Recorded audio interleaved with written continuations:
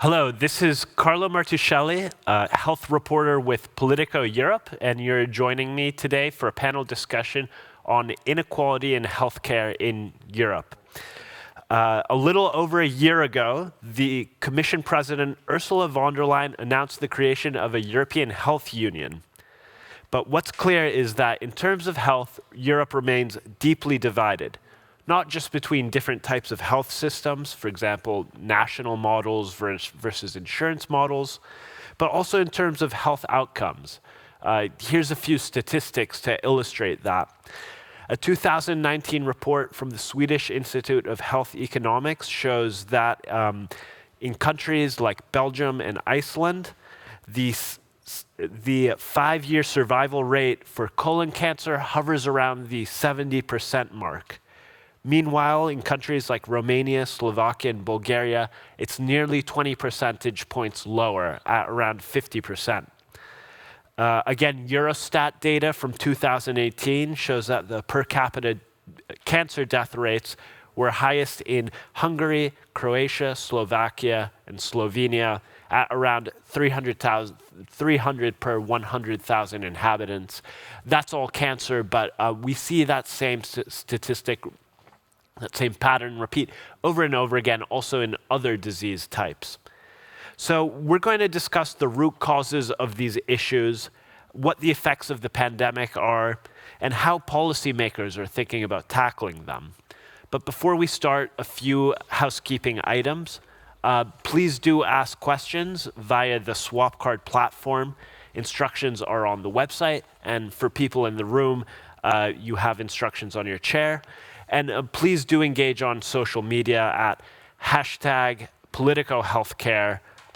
We love to hear your feedback. Also, we have a poll this session by our sponsor, Janssen. The poll is, what is primarily driving disparities in patient access to innovative therapies across Europe? And the options are a lack of transparency, varied willingness or ability for new pricing models, different payment thresholds, reliance on overall survival data as the main measure of clinical benefit, and different HTA frameworks. And we'll be returning to that poll at the end of the session to discuss the results. But next, let me introduce the participants in today's session.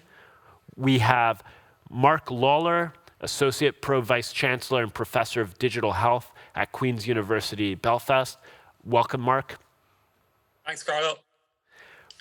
We have Martin Price, Vice President of Health Economics, Market Access and Reimbursement in EMEA at Janssen.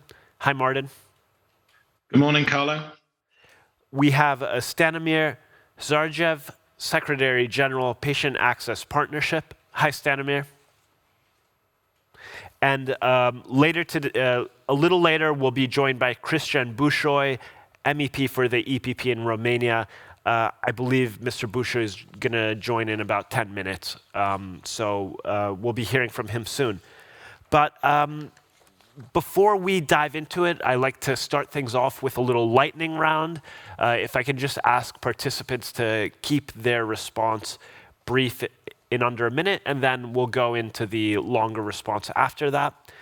And the question is, has COVID-19 worsened health inequality across the EU? So Mark, maybe if we can start with you. Thank you very much, Carlo. Unfortunately, it has. It's really emphasized the inequalities that we see across Europe. In cancer, for example, what we've seen is the impact has been really dramatic in relation to all parts of the cancer pathway have been affected. So presentational delay, diagnostic delay, and treatment delay, but that's been reflected also that it hasn't happened equally across Europe. In the European Cancer Organization, we've been looking at this on a pan-European level and really seeing quite dramatic differences between different countries. And the other thing to say is that the impact is really significant and we really need to act on it. So, for example, our work showed that 1 million, that's not an incorrect figure, 1 million European citizens may be walking around with a diagnosis that they don't know they have yet. 100 million screening appointments missed. So these are really significant figures. And so we really need to act We've developed a Time to Act campaign to act now, and that has to happen right across Europe. And certainly looking at ways in which we have a big opportunity here to reimagine cancer services, but we need to really take that opportunity and take it now. And the other thing I just emphasize is simply going back to where we were and achieving what we achieved before is not good enough, certainly for the patients. And that will also see differences between particularly the East-West divide in that regard. Great, and we'll be returning to some of those concerning statistics soon, but I want to pass the question over to you next, Martin. I'm very curious, industry side, do you see any statistics? Do you have data showing inequality worsening? Yeah, look, Carlo, I think Mark summarized it extremely well. We already have large disparity in outcomes across Europe. We have large disparity in access to new medicines. So, 56% of new medicines are available across Europe, but that varies dramatically from country to country. What we've seen is that COVID-19 has slowed down some decision-making processes. As Mark has already said, huge impacts on provision of care, diagnosis, treatment. And so we can only expect these problems will magnify, they'll get worse. And certainly from our perspective, what we believe should happen is that we need to invest and we need to innovate and we need to think about the care pathway and how we can treat more patients with more effective, better tolerated medicines to really start to address some of those capacity issues, start to get patients back through the system. So there's a lot to do, and I think we don't have the data yet, but fully worked out. But there's no doubt the disparities and the inequalities are growing. Great, thanks for that, Martin. Stanimir, what are you seeing from patient access partnership? Is inequality a growing concern? I would confirm the words of the previous speaking. Definitely it's concern, but what the COVID does and what the COVID did is to make this clear and obvious to everyone. The big difference for many of the countries, unfortunately, is that they constantly have been existing, and the patients have been in a situation similar to what some of the countries are experiencing now in COVID.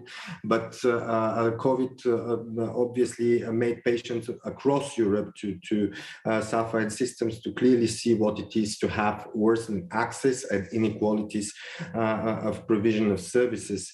What I'm afraid of is that for many of those countries, we are not going even to have the real data for the real impact of COVID, just because there aren't systems in place to follow or to collect the data. So this is the huge difference, and inequalities even going further to the infrastructures of those countries. So even though some would be capable to analyze all that and to take measures so this doesn't happen in future, some of the countries still are not going to even be able to provide sufficient data for what actually happened during COVID, and based on that, what the outcomes and the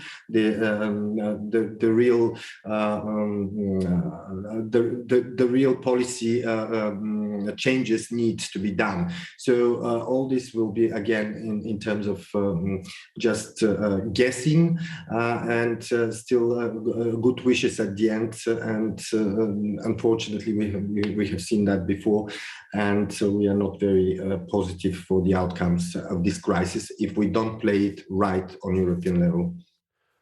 Well, Stanimir, I'm glad you mentioned data, because that provides me with a very smooth transition into my next question, which was going to go to Mark, because I know, Mark, you've been doing a lot of work looking at this data, collecting it, using digital tools to map out health provision in different regions. So, Mark, can you tell us a bit about what you're seeing in the data, and also how are you using these digital tools? Can these be used in a way to inform policymakers' decisions to try and narrow some of these gaps?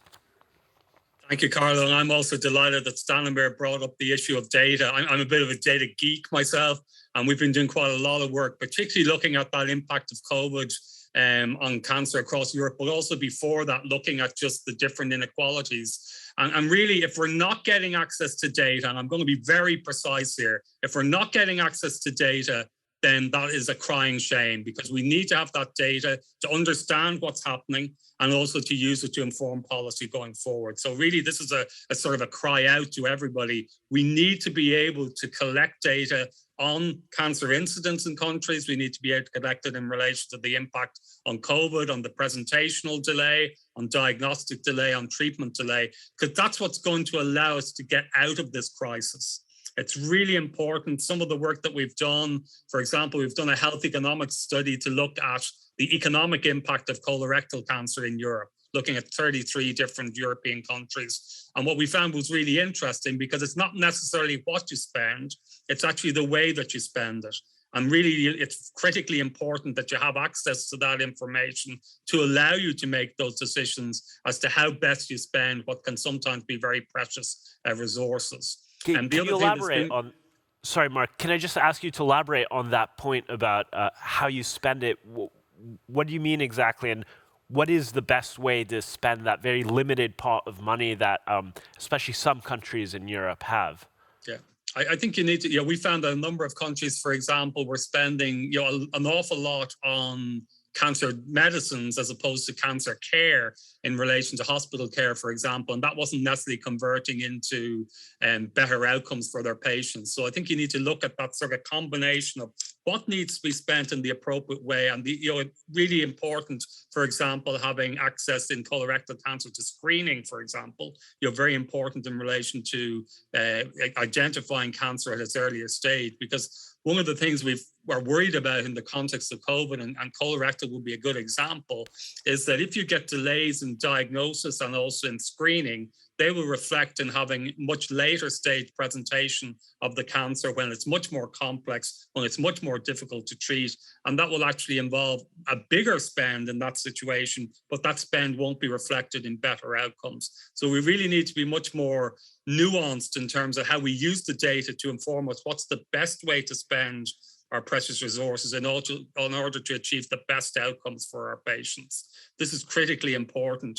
And the other thing that we found very much from the impact of COVID is that highlighting that impact also allows us to use data to affect change. So we can not only use data to identify what the problem is, but also use data to actually drive the solution. And really, that's what we need to be thinking about much more.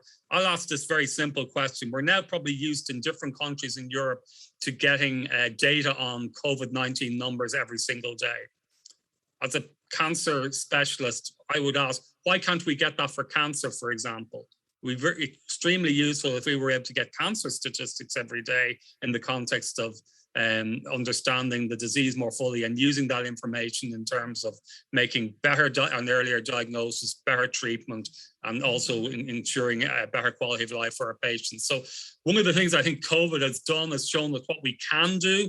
And so we need to apply that in other settings. And the other thing that I think is critically important in relation to how we use that information is we need to turn data into intelligence. So we need to take that data, use it then to inform how we go forward. And that's why we need up-to-date, rapid data. It's no use me getting data that's 9 months, 12 months out of date, for example, if I'm trying to make a decision in terms of what a particular pathway will look like. We need to have that data in much more rapid fashion. And it's the other important thing, and it goes back to what you said at the start in relation to this two-speed Europe, is we need to use that data also to identify best practice and share that best practice right across Europe. Great.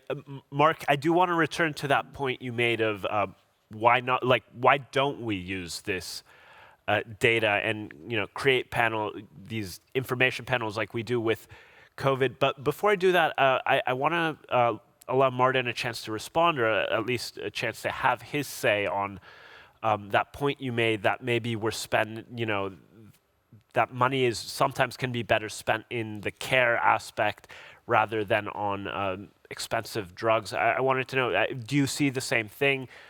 Obviously, you're involved in the economics aspect of it, so I was curious to get your view. Yeah, look, I think the key is that that we approach treatment from an evidence-based perspective.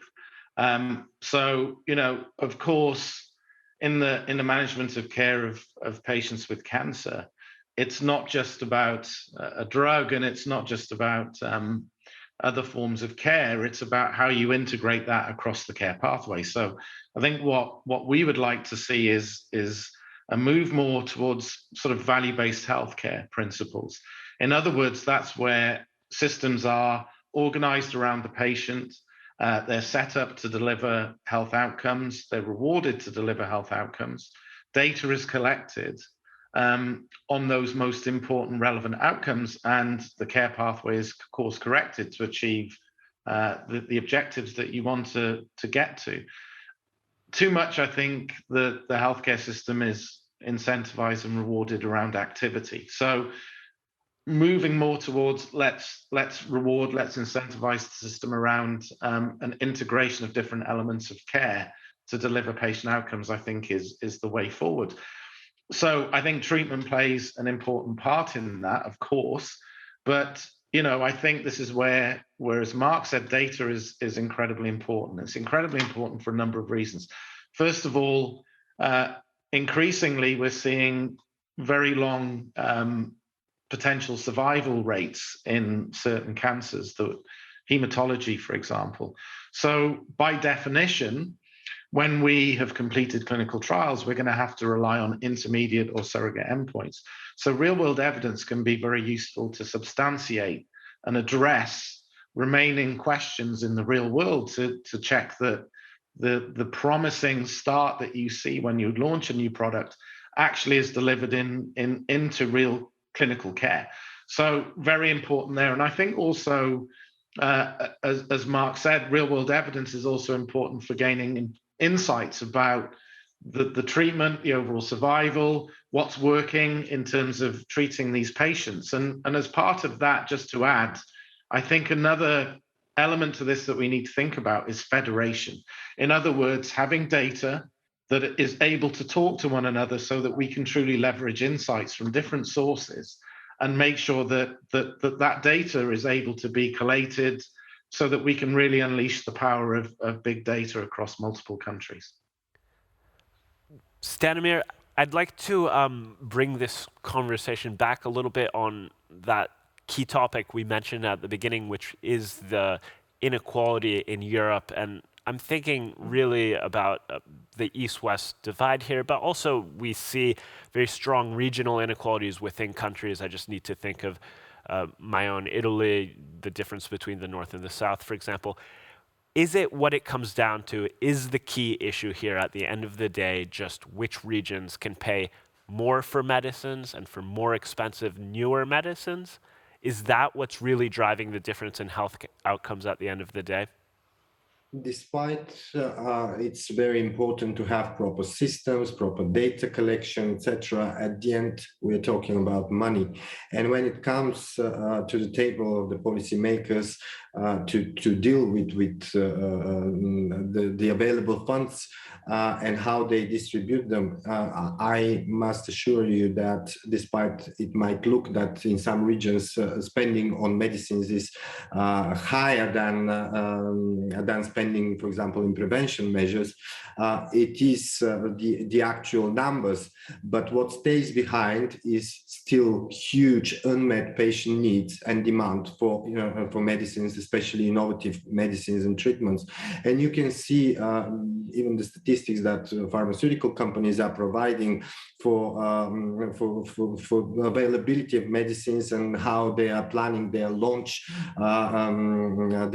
plans for any new medicines. You can see that in many of the countries, launches are not even planned in the near future. In some countries, they never happen for various reasons, due to administrative barriers, due to HTA issues, due to pricing and cost some companies, and I see more and more becoming and starting using these practices, are simply delaying the launches of the products.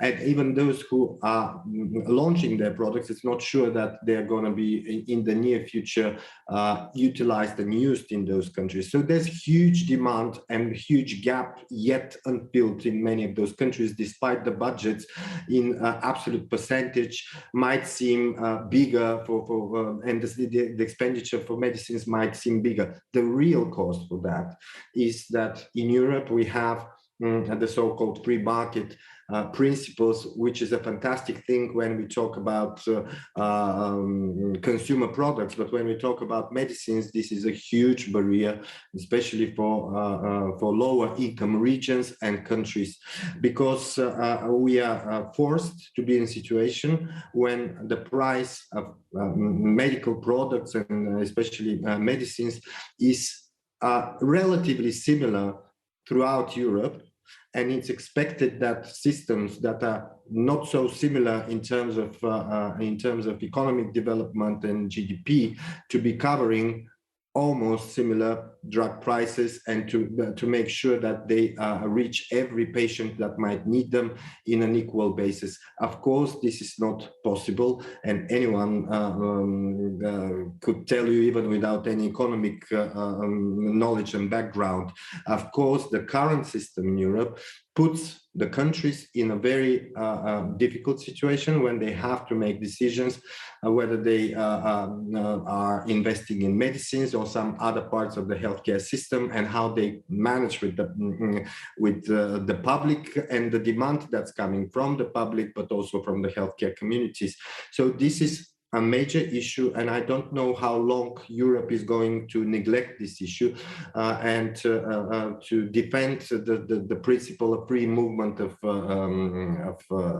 goods and not putting health of citizens as major priority than this principle of free movement, which still can be free, but needs proper adjustment, let's say, according to the abilities of countries to pay, but also to their willingness to do.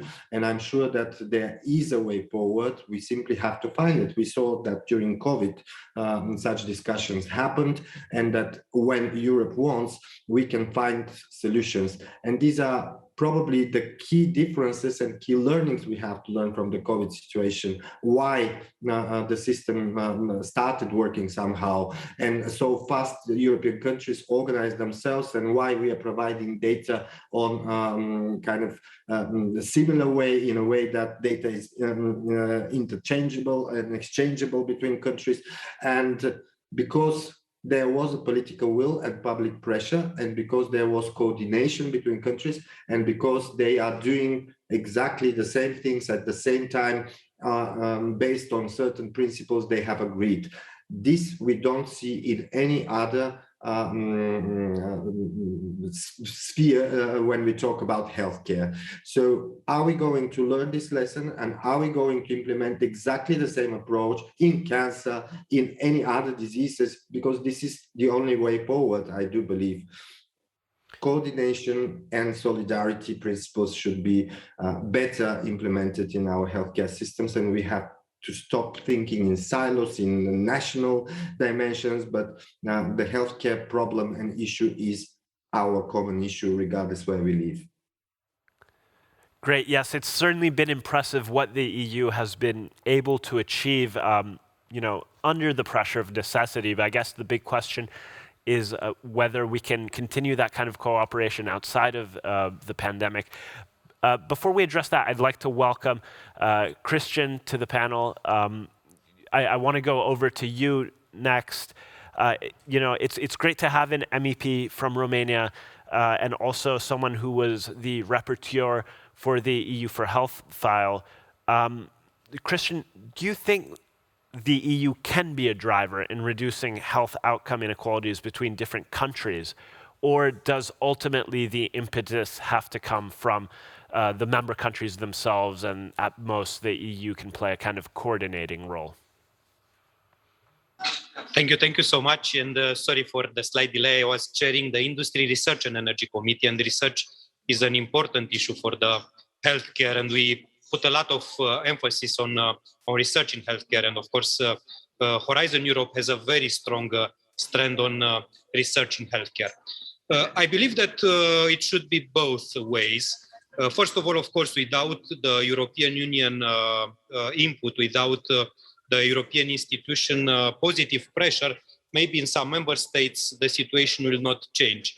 We looked to the inequalities in the last year from European perspective. And of course, despite all the efforts made by EU in the past few years, and despite the progress made in making health a priority, there is still unequal access to health services at EU level.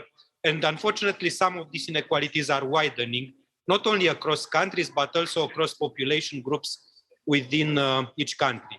There is a major evidence that socioeconomic factors like education, employment status, income level, gender, ethnicity have a marked influence on the level of access to healthcare. But of course, the inequalities are linked to many factors, including differences in exposure to risk factors to health and access to healthcare, because here we can make a difference and we can concentrate to have a better and more equal access inside the European Union, because we see that the access to innovation is very different. There are member states, mainly from the north part of Europe, but also from Western Europe, where the access to innovation is much better than Central and East European countries. You mentioned that I come from Romania.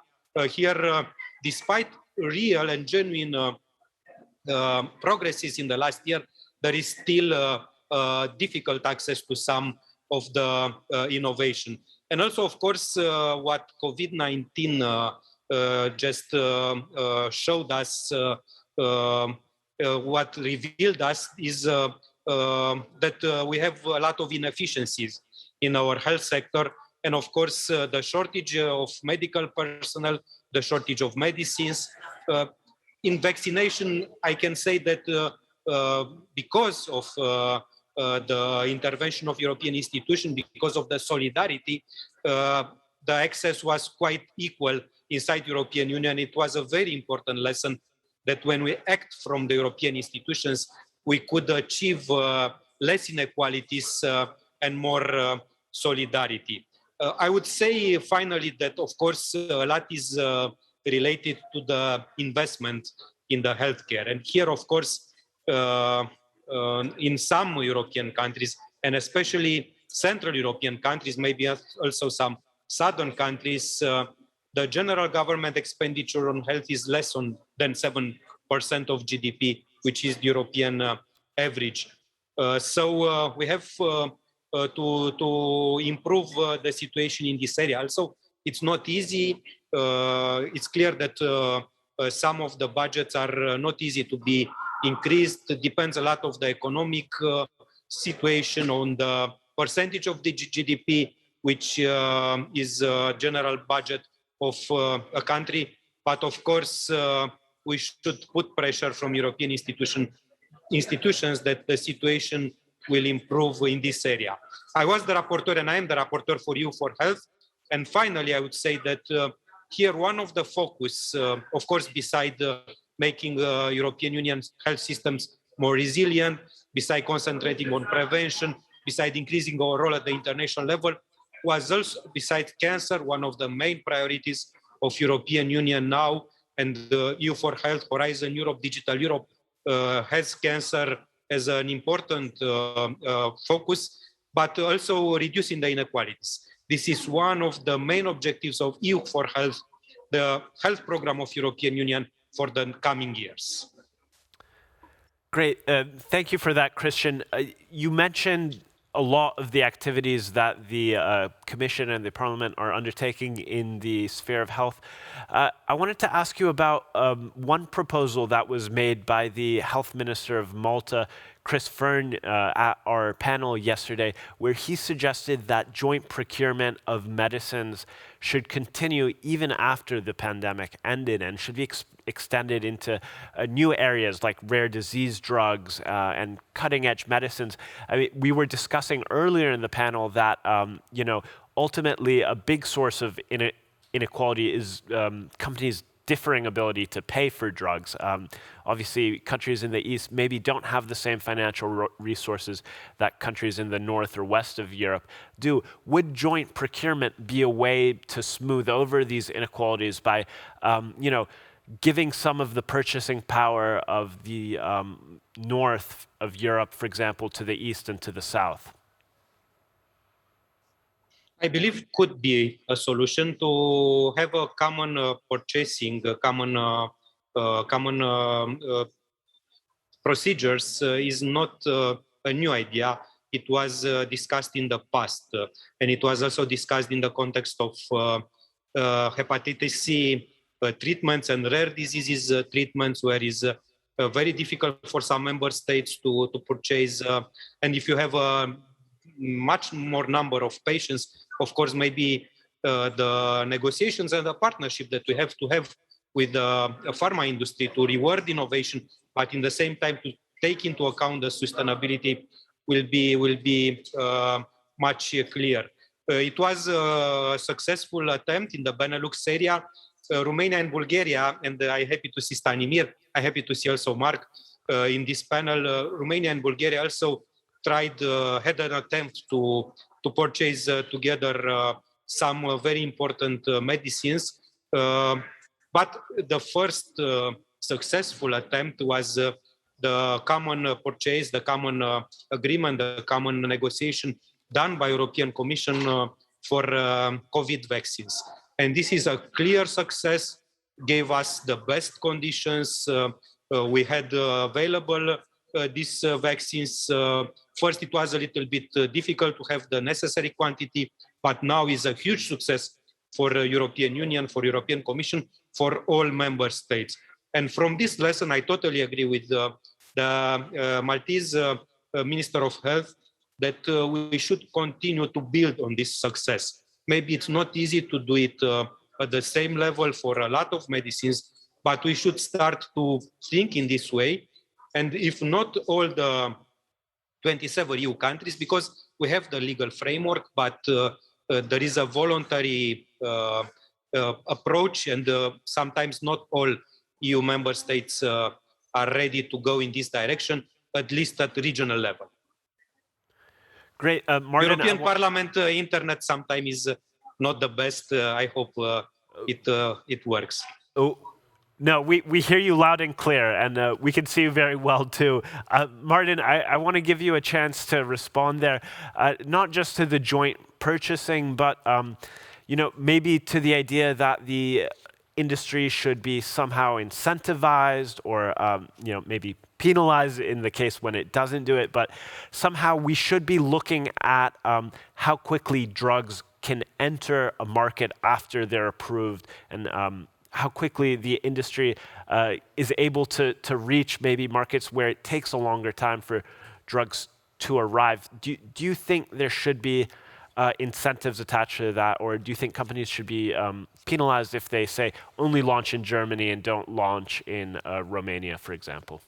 Yeah, look, I think that as we started to talk about, the reasons why we have delays in different countries are actually quite complicated. So as an example, a number of countries in Eastern Europe, we can't actually submit for reimbursement in those countries until we have decisions and outcomes from other countries or prices in other countries.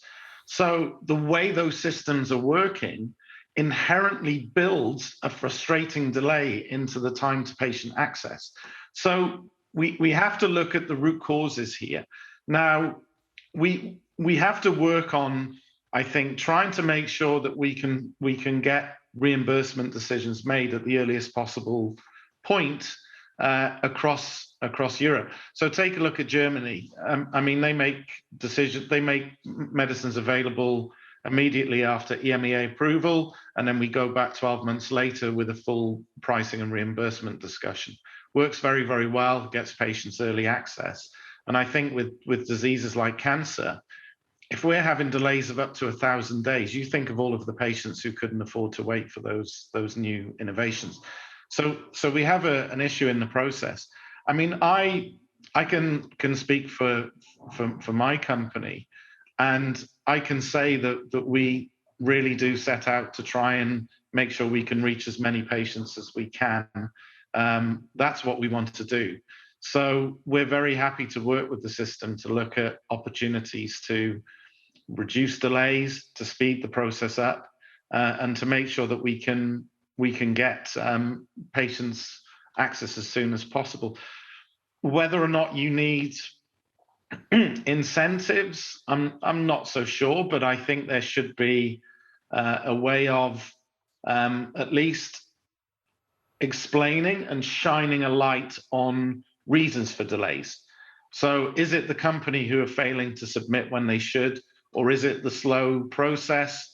Sometimes we have to also recognize that countries deliberately slow or prevent reimbursement for cost containment reasons. So there are issues on different sides of the argument, but I think what I really like is the idea that we sit and we work out and we try and figure this out, and we shine a light on the reasons for underpinning the root causes of delays.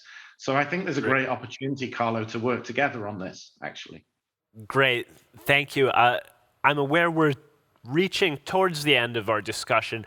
So before we conclude, I wanted to go back to you, Mark, because the big theme of this discussion so far, other than drug pricing and drug availability, has been data. And you mentioned very early on, we've done such a good job collecting data for COVID-19, for the coronavirus. Why can't we expand that model to other disease areas, to cancer, cardiovascular, obesity, diabetes, and so on? Naively, I would think, it's just a matter of getting the data, inputting it somewhere, but obviously it's not that easy. So what are the obstacles? Thanks very much, Carlo. I think the challenge is cultural, first of all. I think there are also particular technical challenges, but I think we can overcome them. I think the important thing to recognize is that you may need different types of data for different purposes. So sometimes you have to do very much a deep dive to get very detailed data, for example, in cancer registry data. But for example, a study we did where we looked at simply looking at hospital trusts across the United Kingdom, collected data from them rapidly to actually first show the impact of COVID and cancer in the UK. And that was looking at fairly rapid data. So I think you can do it in terms of deciding what's the data set you really need to answer a particular question and use that. And I liken it to, if we want to have a quick result, we need to use the appropriate approach to do that.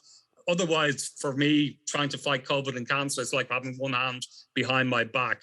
I think the other thing that's really important that we haven't really focused on at all is that it's the patient who's obviously central in this whole process. And I think collecting information from patients, patient-reported outcomes, patient surveys have been incredibly useful during the COVID pandemic in relation to looking at the impact of the pandemic on cancer patients and cancer carers. And we've continued to collect that data and incorporate that into the overall approach that we're using.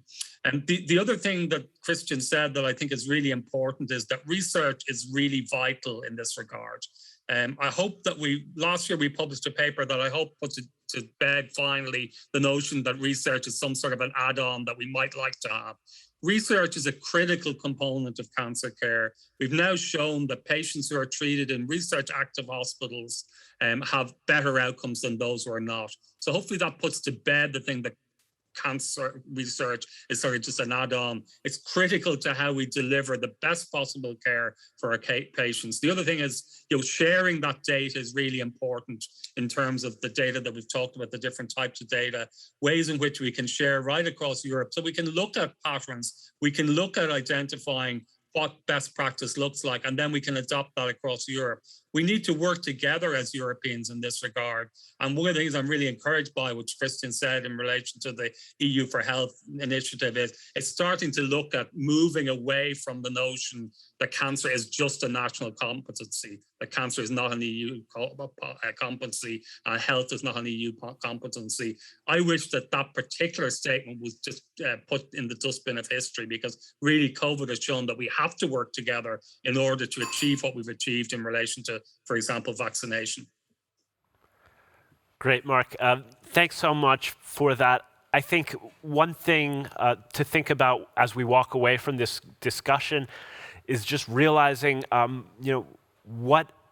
how much health data has emerged as a theme thanks to COVID-19, and I think that is a positive outcome. We're all glued to our monitors, looking at cases rising and falling, and hospital occupancy and R rates, and that's a mindset we should take with us across to other disease areas as well.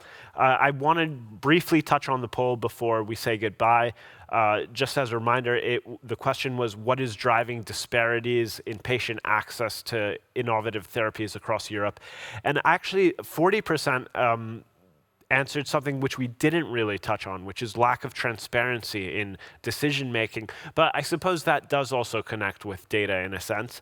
And the other one was different HTA frameworks, which is hopefully something that the EU's joint HTA legislation can maybe hope to address with whatever shortcomings it might have. I do want to thank all the panelists for joining us today, and everyone, please stay seated, because very soon, in just 5 minutes, I will be interviewing the Polish health minister. So speak soon. Thank you so much. Thank you. Bye. Bye, everybody.